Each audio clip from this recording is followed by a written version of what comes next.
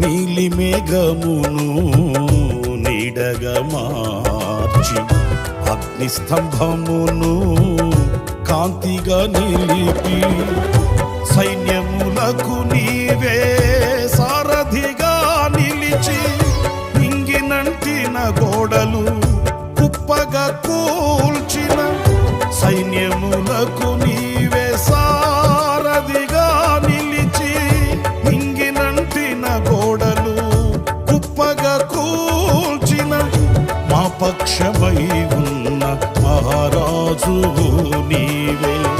నీకు సాధ్యము కానిది ఏదైనా కలదా? సహాయకుడా, నిత్య స్తోత్రార్హుడా, ప్రభాకరుడా, బహుబలవంతుడా, సత్యవంతుడా, మహాపరిశుద్ధుడా, ఆరాధ